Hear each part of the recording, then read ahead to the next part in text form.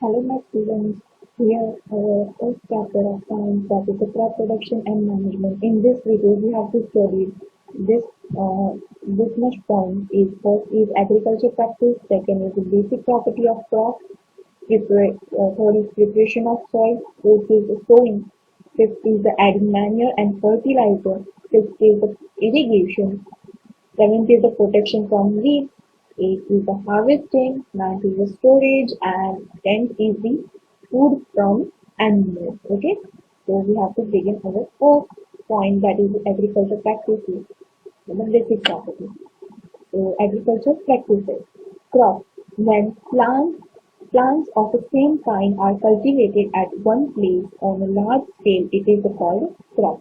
एक बड़ी सी लाइन में सेम काइंड के हम लोग मतलब सेम टाइप के प्लांट्स को ग्रो करते हैं, उसको क्या बोलते हैं हम लोग? क्रॉप. क्रॉप के दो टाइप का, एक है खारिफ क्रॉप और दूसरा है rabi crop. Kharif crop, the crop grown in the rainy season, that is June to September, is called the kharif crop. June to September के टाइम में हम लोग जो क्रॉप को ग्रो करते हैं उसको क्या बोलते हैं हम लोग? खारिफ क्रॉप. एग्जाम्पल है पैडी, मेज, soybean, groundnut and coconut. Rabi crops, the crops grown in a winter season, that is October to March, is called the Rabi crop. Example wheat, gram, peas, mustard and lean peas. Now here the second point is basic practices of crop production. Crop production करने के लिए हम लोगों को क्या क्या चीजें चाहिए और क्या क्या चीज करनी पड़ती है उसके पॉइंट दिए हैं. Preparation of soil, first soil को प्रिपेयर करना पड़ेगा कोई तो क्रॉप ग्रो होगा. Second sowing. Third adding manure and fertiliser. Fourth irrigation. Fifth protecting from weeds. Sixth harvesting and seventh is storage. Now यहाँ पे हम लोगों का फर्स्ट पॉइंट आता है क्रॉप को ग्रो करने के लिए, that is the preparation of soil. हम लोग सबको पता है सॉइल के बिना कोई भी प्लांट ग्रो नहीं होता. ठीक है, तो हम लोग यहाँ पे हम लोगों का फर्स्ट पॉइंट आ रहा है यहाँ पे preparation of soil.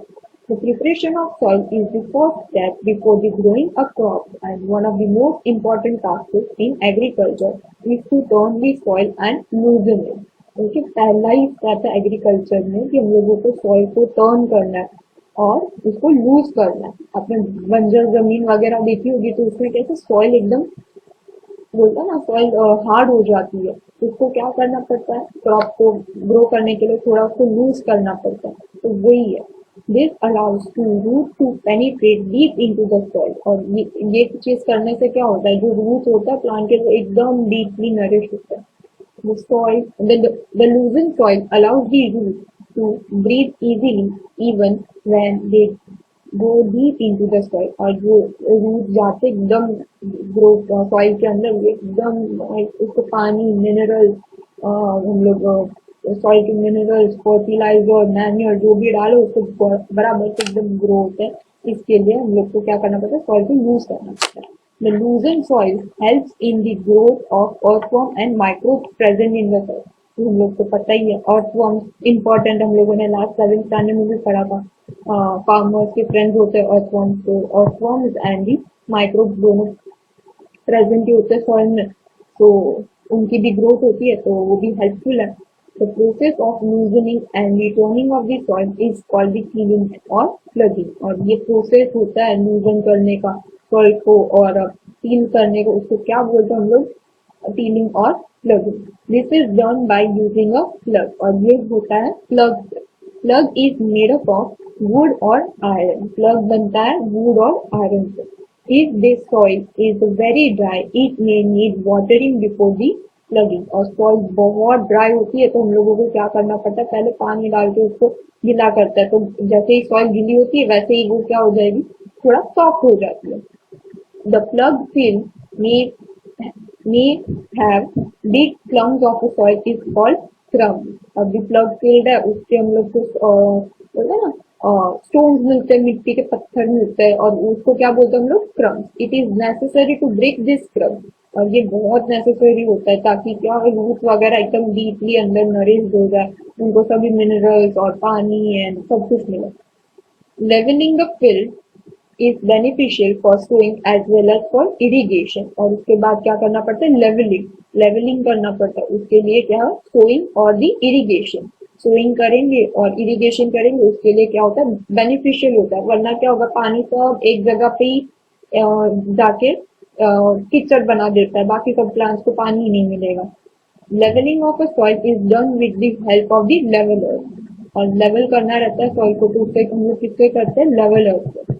Sometimes manure is added to the soil before the tilling, और कभी कभी क्या होता है कि मैन्योर डालते हैं, मतलब खाद डालते हैं लेवल करने से, टिलिंग करने के पहले। This help in a proper mixing of manure with the soil, और ये होता है हम लोगों का मिक्स करने से मैन्योर के सॉइल के अंदर। The soil is moisten before the sowing, जो सॉइल है वो क्या होगी, एकदम मॉइस्ट होगी before the sowing. Now agriculture implement, कौन से टूल्स चाहिए वो करें। Okay? Before sowing the seed, it is necessary to break the soil plums to get a better yield. Okay? हम लोगों को क्या करना पड़ता है, जो soil के plums है वो एकदम उनके चूरे करने पड़ते हैं। And this is done with the help of the various tools. The main tool is used for this purpose is plug, hoe और the cultivator. कौन से हैं, plug, hoe and cultivator से करते हैं। यहाँ पे हम लोगों ने दिया है प्लग, ये देखो डायग्राम भी दी है, बोलते हैं ना ये जमीन खेड़ रहे, हम लोग के गुजराती में बोलते हैं। आप लोगों ने सुना होगा कभी कभी बहुत बार कि कोई फार्मर वगैरह होता है तो बोलते हैं कि हम लोग हल चला रहे हैं, वो सब, तो वो एक टाइप का क्या होता है, plug.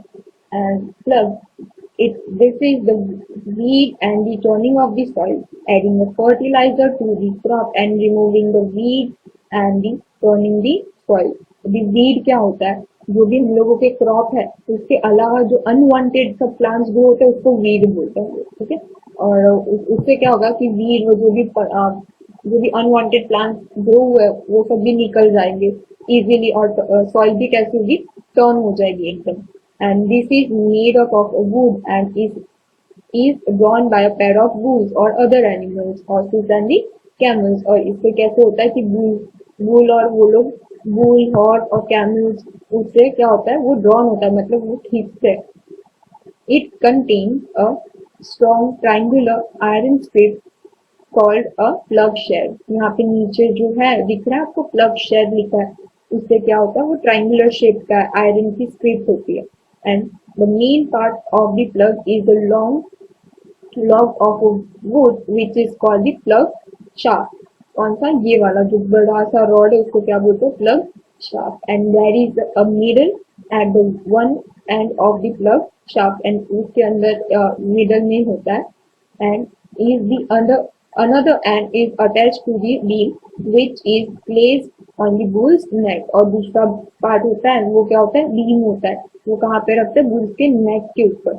And one pair of bulls and the man can easily operate the plug. एक बार बुल भी खींच सकता है और मैन भी उसको पकड़ के खींच सकता है।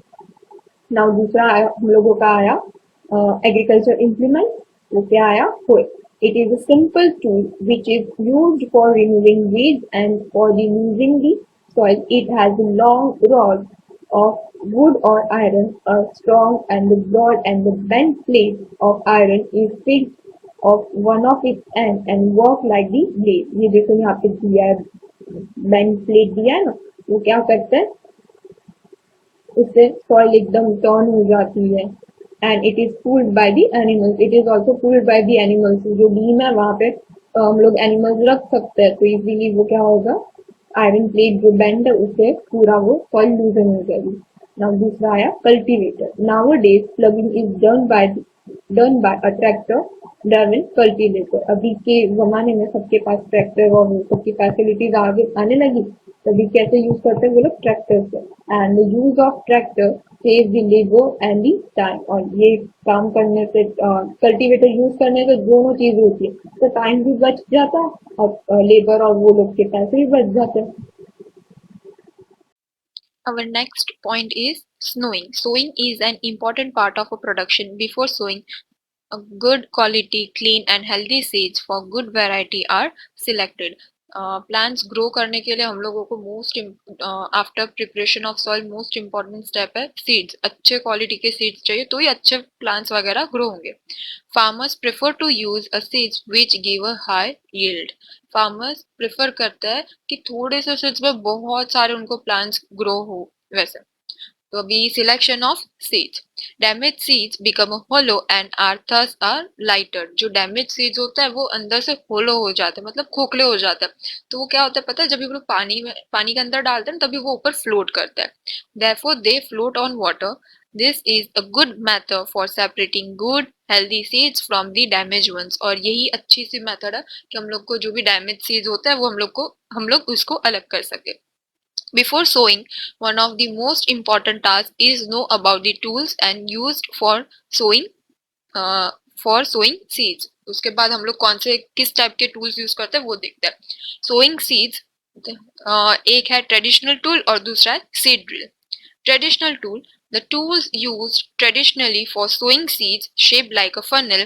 The seeds are filled into the funnel and passed down through the 2 or 3 pipes having a sharp ends, and this end pierces into the soil and the place ends there। देखो यहाँ पे पिक्चर में दिया है कि एक man है, वो फनल के शेप, फनल है, फनल का शेप है, उसके अंदर वो सीड्स डाल रहा है और उसके नीचे एक लंबी सी पाइप है। वो पाइप कहाँ जा रही है, सॉइल के अंदर। वो सॉइल के अंदर जाके उसको पियर्स करती है, मतलब सॉइल के अंदर जाके उसमें सीड्स गिर जाता है। ऊपर से सीड्स डालते हैं तो नीचे गिरता है। दूसरी मेथड है हम लोगों की seed drill. Nowadays a seed drill is used for sowing with the help of a tractor। ये देखो ये सीड ड्रिल है, ट्रैक्टर के पीछे लगा देते हैं farmers. This sows the seeds uniformly at equal distance and the depth। और ये सीड ड्रिल क्या करता है, इक्वल डिस्टेंस पे ही सीड्स डालता है कि एक दो क्रॉप के बीच में 1 मीटर का डिस्टेंस होना चाहिए, ऐसे करके। It ensures that the seeds get covered by the soil after sowing। और उसके बाद सीड डाला, उसके बाद ऊपर मिट्टी भी डाल देंगे, डालते जाएगा वो, मिट्टी भी उसके ऊपर आ जाएगी। This protects seeds from being eaten by birds। Sowing is used a seed drills saves time and labor। भी सोइंग यूज कर रहे हैं तो हम लोग सीड ड्रिल से यूज करते हैं तो हम लोगों का दोनों चीजें बच जाती है, एक तो टाइम भी और एक कॉस्ट, लेबर का कॉस्ट भी हम लोगों का कम आता है। Appropriate distance between the seeds is necessary to avoid overcrowding of plants। appropriate distance होना चाहिए। आपने कभी फार्म वगैरह में गए तो आप लोगों ने देखा होगा कि दो प्लांट्स के बीच में छोटा सा रास्ता जैसा वो लोग बनाते हैं। सभी पैटर्न यही फॉलो करते हैं ताकि क्या बहुत सारे प्लांट्स एक साथ ग्रो नहीं हो। This allow plants to get sufficient sunlight, nutrients and water from the soil। और इससे प्लांट्स को सनलाइट, न्यूट्रिएंट्स एंड वाटर एकदम अच्छे से मिल जाता है, वरना ओवर क्राउडिंग हो जाएगा तो जो छोटे छोटे प्लांट्स रहेंगे उनको तो सनलाइट ही नहीं मिलेगी। At some times few plants may have to be removed to prevent overcrowding। और कभी कभी क्या करना पड़ता है कि बीच में जो प्लांट्स ग्रो हो जाता है गलती से, तो उन लोग वो प्लांट्स को भी रिमूव करना पड़ता है। After sowing, our next topic is adding manure and fertilizer। Okay, manure मतलब जो नेचुरली हम लोग खाद बोलते हैं वो, एंड फर्टिलाइजर होता है जो केमिकल से बनता है। The substance which are added to the soil in the form of nutrients for the healthy growth of plants are called manure and the fertilizers। Plant की ग्रोथ करने के लिए हम लोगों को मैन्योर एंड फर्टिलाइजर्स डालना पड़ता है। जैसे हम लोगों की बॉडी है, हम लोगों की बॉडी को वर्क करने के लिए हम लोगों को न्यूट्रिएंट्स, मिनरल्स, वाटर सब नेसेसरी है। सेम लाइक प्लांट्स को भी न्यूट्रिएंट्स चाहिए, उसके लिए हम लोगों को मैन्योर एंड फर्टिलाइजर्स का यूज करता है। Soil supplies mineral nutrients to the crop plants. And soil क्या करता है बेसिकली, सॉइल के अंदर के जो भी मिनरल न्यूट्रिएंट्स है वो सब क्रॉप को जाएंगे। And this nutrients are essential for growth of plants. और ये न्यूट्रिएंट्स इंपॉर्टेंट है प्लांट की ग्रोथ करने के लिए। हम लोगों की बॉडी भी वैसी ही है, हम लोगों की बॉडी में भी प्रॉपर न्यूट्रिएंट बैलेंस डाइट वो सब इंपॉर्टेंट है, वैसे ही प्लांट्स को भी वो सब न्यूट्रिएंट्स इंपॉर्टेंट होता है। In certain areas, farmer grow crop after a crop in the same field। The field is never left uncultivated or followed। Okay, जैसे फार्मर है तो एक क्रॉप डाला उसके बाद दूसरा क्रॉप डाल दिया तुरंत ही, उनको बोलते ना न्यूट्रिएंट्स को वापस से रीग्रो होने का टाइम नहीं देते। The continuous cultivation of crops makes the soil poor in nutrients. और हम लोग कल्टीवेशन करते ही जाएंगे तो सॉइल के अंदर के जो न्यूट्रिएंट्स है वो फिनिश हो जाएंगे, इतना प्रॉपरली उनको नहीं होगा. Therefore, the farmer have to add manure to the field to replenish the soil with nutrients. और इसके लिए farmers को manure डालना पड़ता है कि soil के अंदर जो भी nutrients कम हो गए तो वो manure डालेंगे तो nutrients properly वापस से equally हो जाएंगे. This process is called manuring. Improper or insufficient manuring result in weak plants. अगर improper और insufficient manuring हुआ तो plants कैसे हो जाएंगे हम लोगों के weak. Manure is an organic substance obtained from the decomposition of plant or the animal wastes. And manure is the organic substance जो naturally produce होता है. कैसे? Decomposition of plant or animal wastes.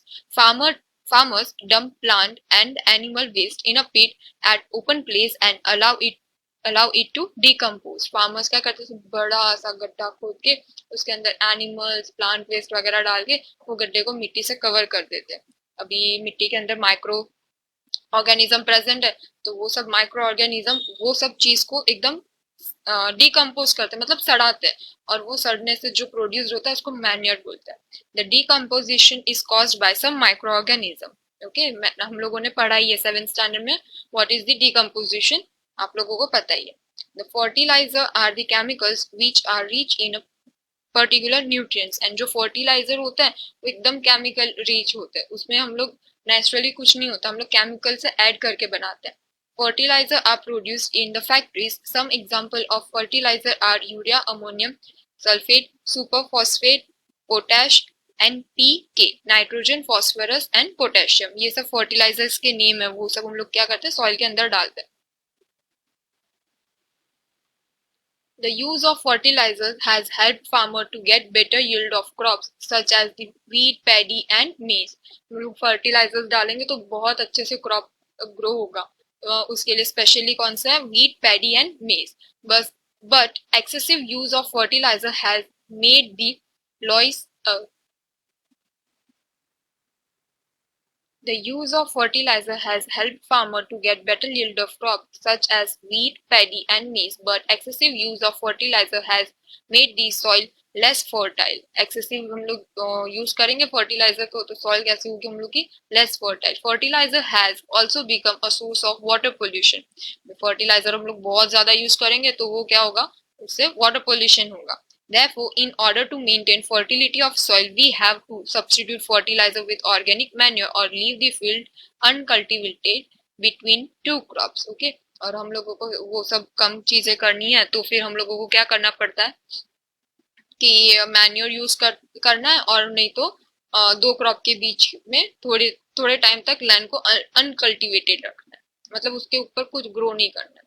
The use of manure improves the soil texture as well as its water retaining capacity. हम लोग use करेंगे manure का तो जो सॉइल का टेक्सचर है वो भी चेंज हो जाएगा, और जो वाटर रिटेनिंग मतलब वाटर आपने देखा होगा कि पानी आप डालते हो जब ये सॉइल के अंदर तो थोड़ी देर तक सॉइल गीली होती है, तो वो क्या होती है वाटर रिटेनिंग उसकी कैपेसिटी अच्छे से करता है.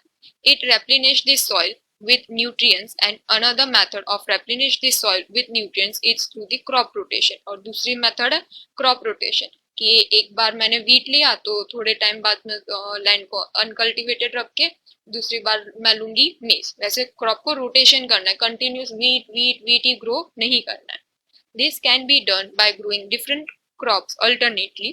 Earlier farmer in northern India used to grow leguminous. Example tea. Leguminous मतलब जो उसके हम लोग के छिलके निकाल सकते हैं, हम लोग जो भी छिलके वाले फली वाले बोलते हैं ना सीड्स, वो सब as fodder in one season and wheat in the next season. Okay, एक होता था लेग्यूमिनस प्लांट लेते थे एक सीजन में और दूसरे सीजन में व्हीट लेते थे. भी फूडर का मतलब ये होता है जो छिलका हम लोग निकाल के वो सब हम लोग एनिमल्स को भी खिला सकते हैं. This helped in the replenishment of the soil with nitrogen. और इससे क्या होता था जो soil के अंदर का नाइट्रोजन है वो यूज हो जाता था तो वो वापस से रीगेन हो जाता.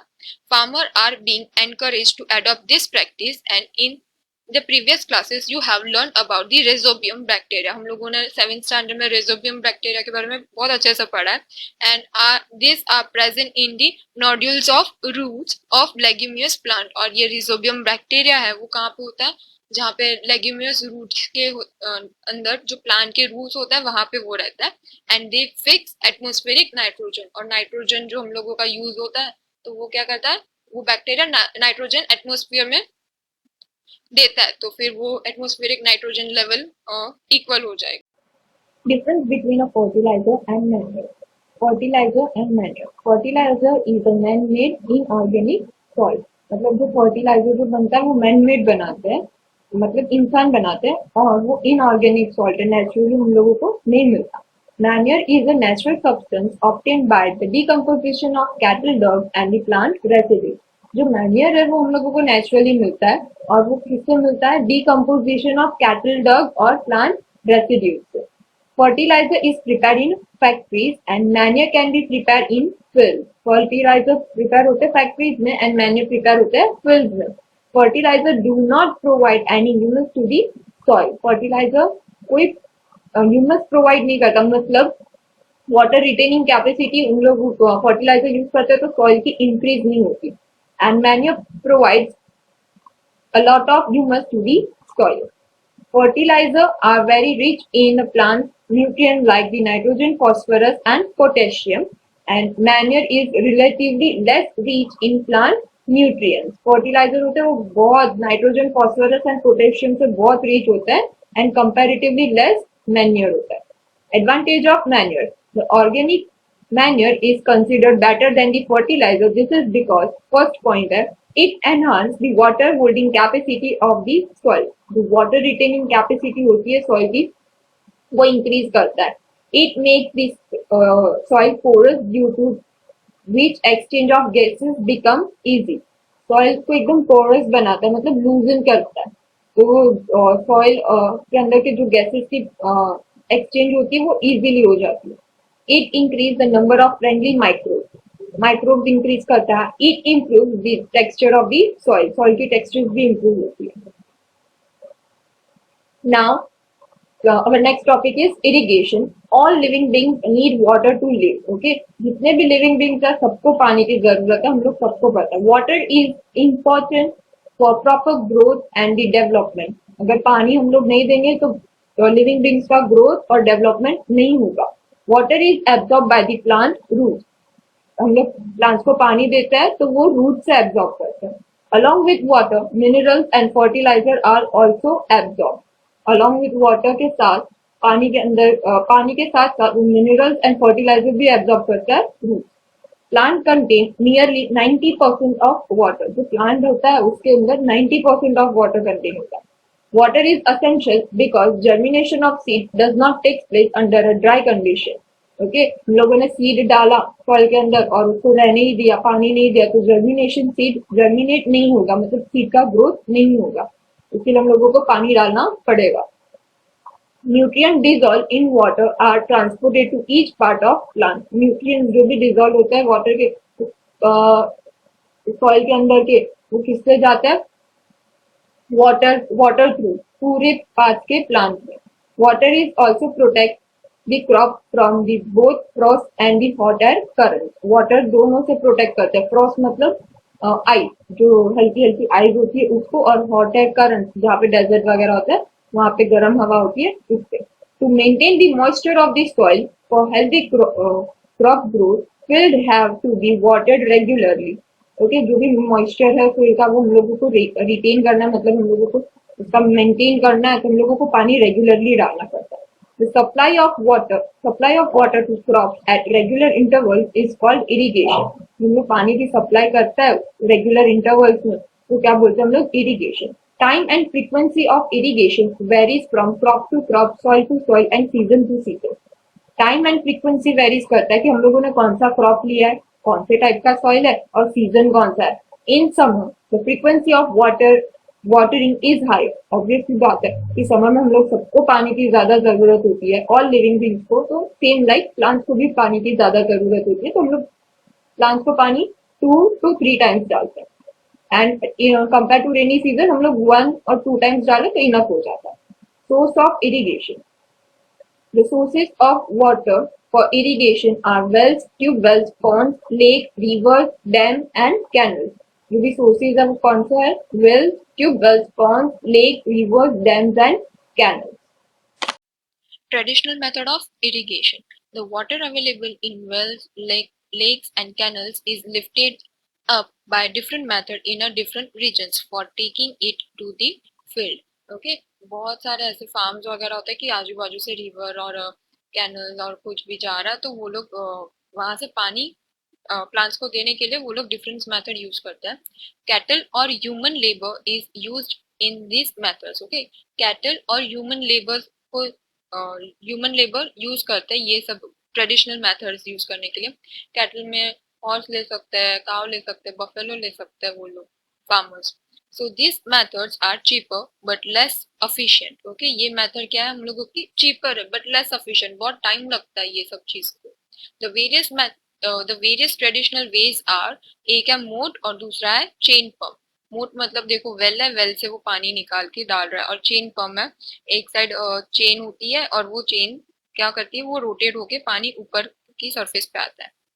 Okay, and third point is thickly, मतलब वेल है, वेल के अंदर पानी निकाल कर पानी निकालते हैं. एंड दूसरा है राहत, लिवर सिस्टम. देखो काव है वो रोटेट काव round round circular motion circular motion में होगा, और पीछे जो बड़ा सा व्हील है ये वाला, वहां पे क्या होगा, आपके वहां से पानी बाहर आता जाएगा. Pumps are commonly used for the lifting water. Diesel, biogas, electricity and solar energy is used to run these pumps. Pumps use करने के लिए diesel, biogas, electricity and solar energy is use to run this pumps. Now modern methods कौन सा है irrigation के, वो देखते हैं. Modern methods of irrigation. Modern methods of irrigation help us to use water economically. Water conserve होता है, means पानी की बचत होती है इसमें. The main methods used are as the follows. एक है sprinkler system. First, sprinkler system. This system is more useful on uneven land where sufficient water is not available. Okay, sprinkler system वहां पे यूज होती है कि जहाँ पे mountain region है, जहाँ पे लैंड है ना पूरा एक फ्लैट सरफेस पे नहीं है, अनइवन रहेगी. The perpendicular pipes having rotating nozzles on the top are joined to main pipeline at the regular intervals. देखो यहाँ पे है परपेंडिकुलर शेप्स है, सब पाइप वगैरह का ज्वाइन किया है, और ऊपर है ना रोटेटिंग नोजल्स लगाता है. जैसे कि फाउंटेन रहता है, फाउंटेन पे घूमते हैं ना फाउंटेन, वैसे रोटेटिंग नोजल्स लगाते हैं. And when water is allowed to flow through the main pipe under the pressure with the help of the pump, it escapes from the useful rotating nozzles. Okay, जब पानी हम लोग पानी का switch on करते हैं, पानी का प्रेशर से वो रोटेटिंग नोजल्स घूमते हैं और पानी वो पाइप से बाहर आता है, एंड वैसे जैसे फाउंटेन जैसे लगता है. और it gets sprinklered on crop as if it is raining. और क्रॉप्स के ऊपर स्प्रिंकलर होता है, जैसे बारिश के पानी कैसे बूंदे गिरती वैसे ये क्रॉप्स के ऊपर भी स्प्रिंकलर पानी गिरता है. Sprinkler is very useful for lawns, coffee plantation and the several other crops. Lawns, बड़े से लॉन एरिया है वहां पे स्प्रिंकलर यूज करते हैं. इवन हम लोगों के क्रिकेट के स्टेडियम के लॉन्स होता है, वहां पे कोई भी स्टेडियम ले लो, वहां पे ये रोटेटिंग नोजल्स वो लोग यूज करते हैं. कॉफी प्लांटेशन जहाँ पे होता है माउंटेन रीजन में, वहां पे भी ये मेथड यूज करते हैं. एंड फॉर सर्वल अदर क्रॉप्स में भी वो लोग यूज करते हैं. Next is drip system. In this system, the water falls drop by drop directly near the roots. Okay, drip system में क्या होता है कि पानी की एक एक बूंद कंटिन्यूअस गिरती रहती है रूट्स के नजदीक. So it is called the drip system. It is the best technique for watering fruit plants, gardens and the trees. ये बेस्ट टेक्निक है watering fruit plants, gardens and trees के लिए. Water is not wasted at all. इसमें drip system में क्या रहता है कि पानी की बूंद एक एक बूंद गिरती है तो वो रूट एब्जॉर्ब करेगा, इसमें बाकी सबका पानी क्या हो जाता है, हम लोग का कंजर्व हो जाता है, पानी वेस्ट नहीं होता. It is a boon in region where availability of water is poor. और ये बहुत अच्छी मेथड है जहाँ पे पानी की स्कैरसिटी होती है, वहाँ पे ये मेथड हम लोग यूज कर सकते हैं. Next topic is protection from weeds. In a field, many other undesirable plants may grow naturally along with the crops and this undesirable plants called weeds. अभी आप लोगों ने देखा ही होगा आपके घर पे, घर वगैरह पे गार्डन जैसा होगा, तो कभी कभी हम लोगों ने जो प्लांट्स नहीं डाले वो भी ग्रो हो जाता है, तो वो अनवांटेड जो प्लांट्स ग्रो होते हैं उनको क्या बोलते हैं हम लोग? Weeds. The removal of weed is called weeding. और जो हम लोग ये वीड प्लांट्स निकालते हैं उनको क्या बोलते हैं? Weeding. Weeding is necessary since weed compete with the crop plants for water, nutrients and space and light. Okay, weeding करना इज इम्पोर्टेंट है. अगर हम लोग वीडिंग नहीं करेंगे तो हम लोगों के क्रॉप के साथ जो बाकी सब प्लांट्स हम लोग ने ग्रो किए वो लोग क्या करेंगे? कंपटीशन करेंगे कि हम लोग जितना भी पानी और न्यूट्रिएंट्स डालेंगे तो वो वीडिंग प्लांट्स सब ले लेंगे, हम लोगों के क्रॉप्स को कुछ नहीं मिलेगा. thus they affect the growth of the crops. और इसका अफेक्ट क्या होगा? हम लोगों के क्रॉप्स के ग्रोथ पे अफेक्ट होगा. some weeds interfere even in harvesting and may be poisonous for animals and human beings. Okay, some जो वीडेसाइड प्लांट्स होता है तो वो क्या होता है, कभी कभी पॉइजनस भी होता है कि गलती से हम लोगों ने खा लिया या फिर इसको टच कर दिया तो हम लोगों को ईचिंग वगैरह आती है, तो वो भी इसमें इंक्लूड होता है. Farmers adopt many ways to remove weeds and control their growth. Farmers जो होता है वो लोग ने बहुत सारी टेक्निक यूज की करके वीड्स को कंट्रोल करते हैं. Tilling before sowing of a crop helps in uprooting and the killing of weeds which may then dry up and get mixed with the soil. हम लोगों ने पहले ही देखा सोइंग की प्रोसेस के पहले टीलिंग करते हैं लैंड को, तो वो टीलिंग में कभी कभी अनवांटेड प्लांट्स ग्रो हो जाता है, तो उसको क्या होता है कि वो हम लोग सोइंग और टीलिंग सोइंग करता है तभी प्लांट सब निकल जाता है रूट से ही, और वो वहां पे ही पड़े रहते हैं सूख के, वो क्या हो जाता है सॉइल के साथ मिक्सड हो जाता है.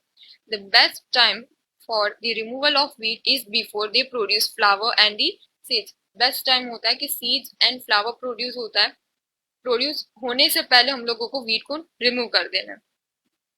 The manual removal includes physical removal of weeds by uprooting and the cutting them close to the ground from time to time. Manual remove करते हैं, नहीं तो क्या करते हैं ग्राउंड से एकदम क्लोजली कट कर देते हैं. This is done with the help of खुरपी, एंड ये होता है खुरपी से. A seed drill is also used to uproot the weeds. Seed drills भी use करते हैं. Weeds are also controlled by using a certain chemicals called the weedicides like 2,4-D.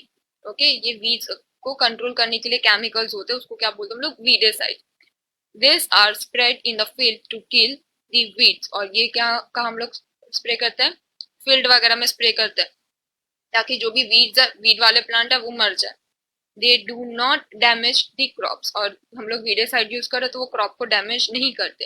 The weedicides are dilute with the water to extend required and sprayer. Okay, weedicide हम लोग कैसे use करते हैं कि वीडेसाइड लेके पानी के अंदर डाइल्यूट करते हैं, मिक्स करते हैं पानी के अंदर, बाद में स्प्रेयर से हम लोग उसको स्प्रे करते हैं क्रॉप्स पे. ये रहा देखो यहाँ पे एक मैन है वो वीडेसाइड स्प्रे कर रहा है क्रॉप्स पे. As already mentioned, the weedicides are the sprayed during the vegetative growth of the weeds before the flowering and the seed formation. Spraying of weedicides may affect the health of farmer. Okay, spray करता है farmer, वो लोग spray करता है तो उनकी health पे effect आता है. So this should use this chemical very carefully. Farmers वो लोग को ये केमिकल बहुत यूजफुली यूज करना पड़ता है. They should cover their nose and mouth with a piece of cloth during the spraying of this chemical. वो लोग क्या करते हैं फार्मर्स अपना नोज और माउथ कवर कर देते हैं क्लोथ वगैरह से ताकि उनकी हेल्थ को हार्मफुल ना हो.